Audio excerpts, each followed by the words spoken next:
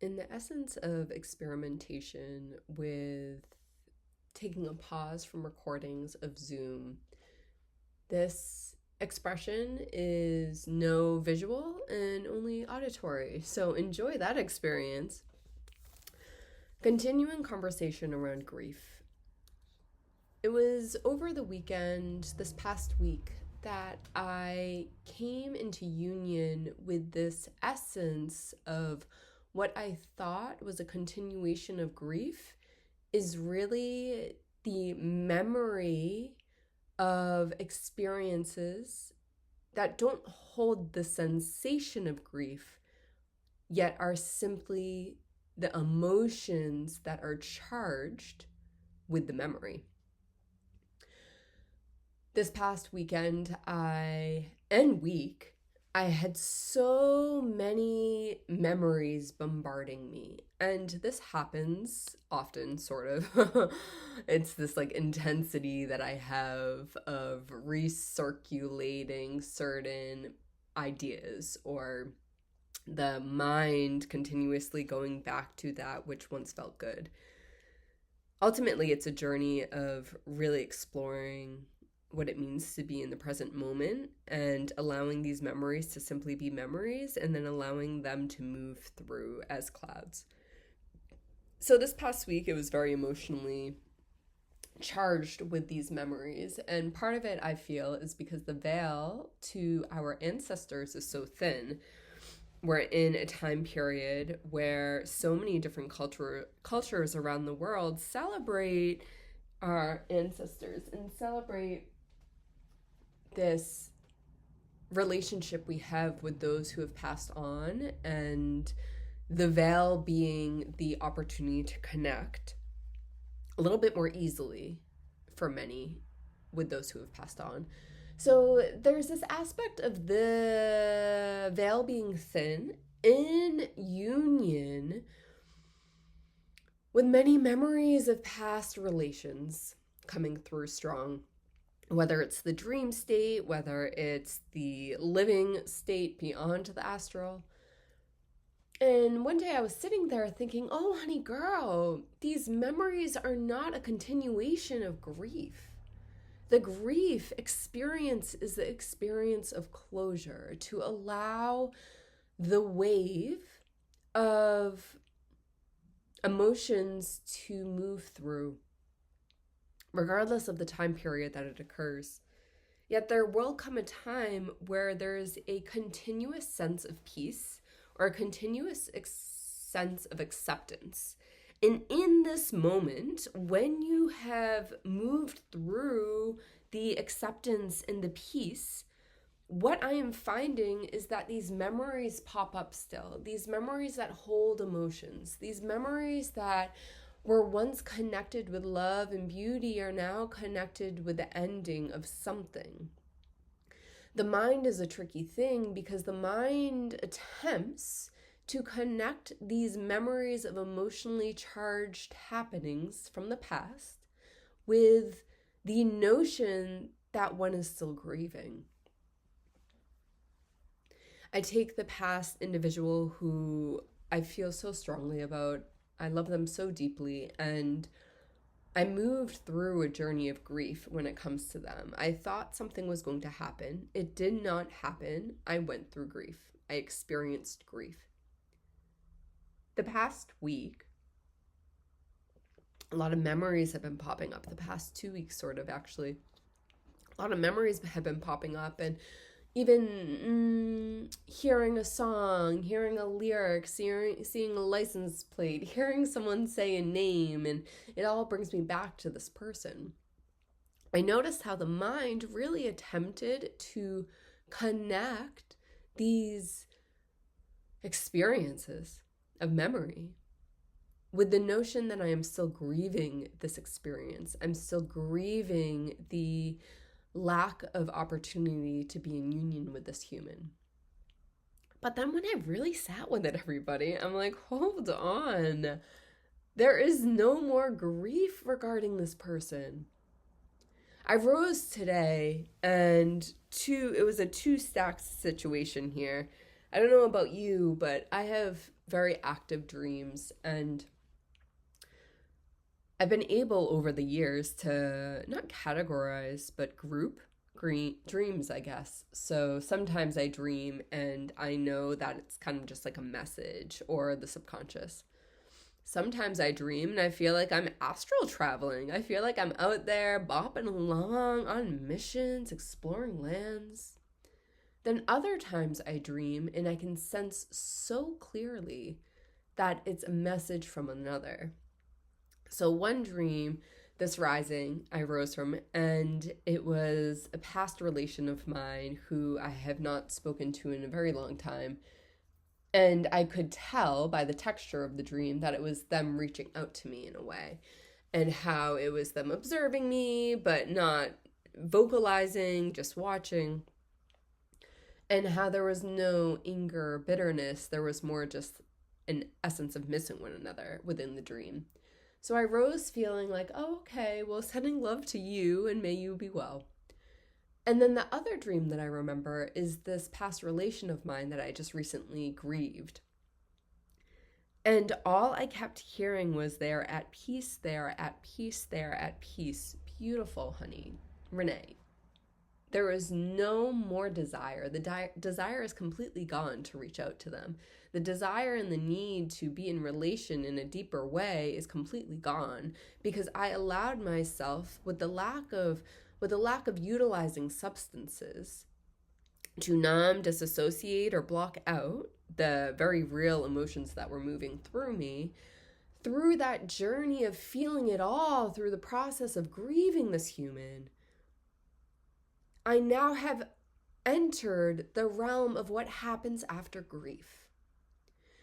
And what happens after grief is not the lack of memories. What happens after grief isn't the ending of thinking about a certain person or a situation. What happens after grief is the lifelong experiences of remembering the person or remembering the experience, yet no longer having it affect the self in such a powerfully debilitating way. Instead, these memories that arise are more from a sense of beauty and pleasure. And sure, sometimes there's that essence of missing that person or that situation or that experience.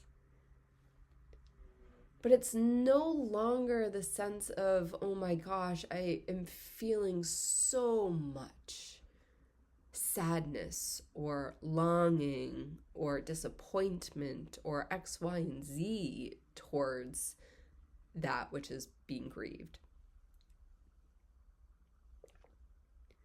So there's something really beautiful happening here, everyone. And it's through the life experimentation that I've been moving through, is grief is a journey to be had by all humans. No human is able to live without that essence of grief being felt and moved through. At least that's what I feel in this moment in time. So it's not to try and get away from the experience of grief. It's actually here to teach us how to be all in and feel it all. I think back to a mentor of the past, Victoria Washington, and she's on her own journey now. Yet before she redirected her attentions and awareness, what she spoke about is, if you can feel it all, you can have it all.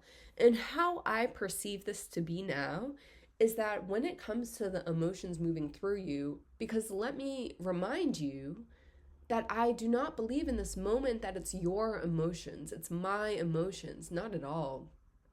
From someone who feels so deeply and experiences an emotional wave, I would place a huge disservice on myself if I claimed emotions to be mine. It's the emotions that move through. Emotions can move through someone, but they are not your individual emotions to own. Once someone owns an emotion, once someone places a sense of self into the emotion, That's when things can get really sticky and tricky, really, really sticky. I may begin to identify myself as an emotion because I deem the emotions mine.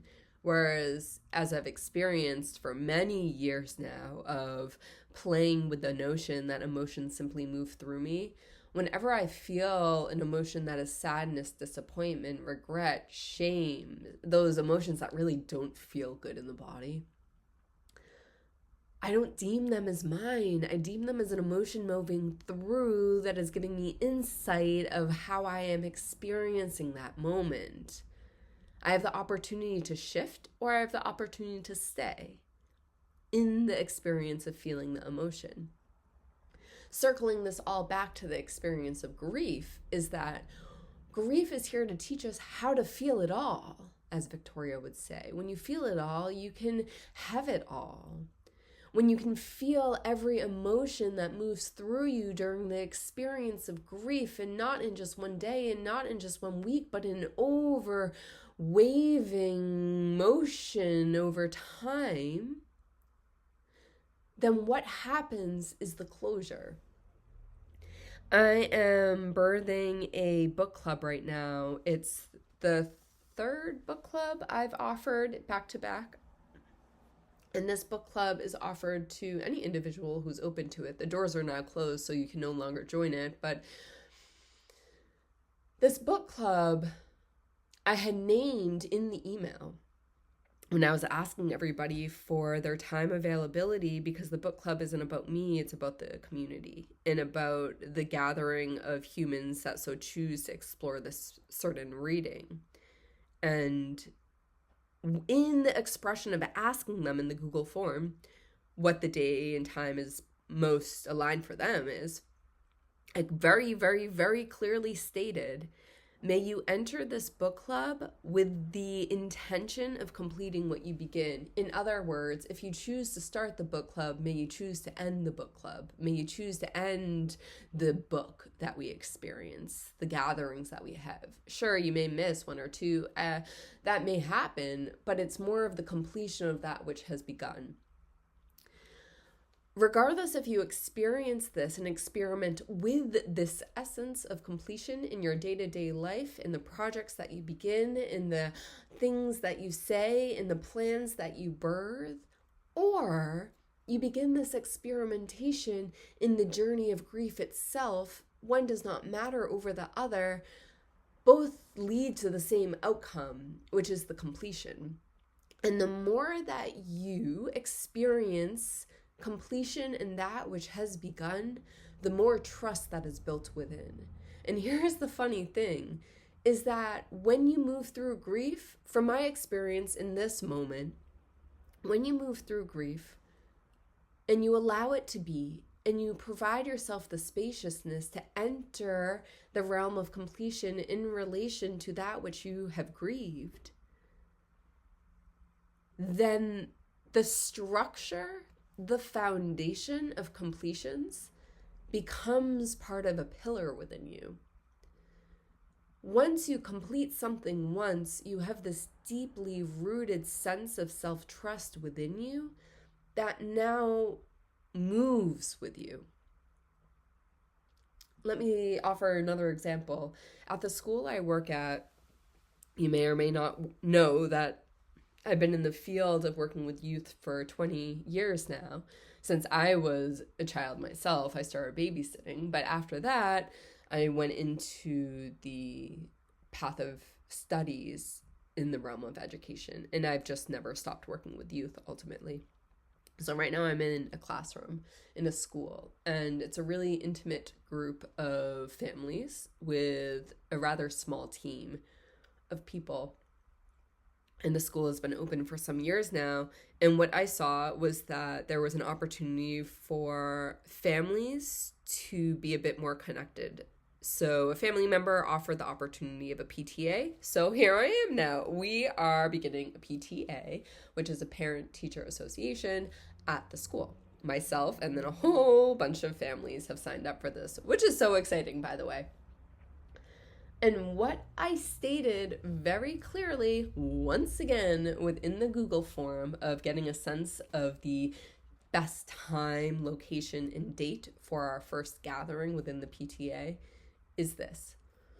The first gathering, you can feel into it. Sense whether this opportunity and agreement is right for you, or sense whether this is something that is not actually here to be part of your journey.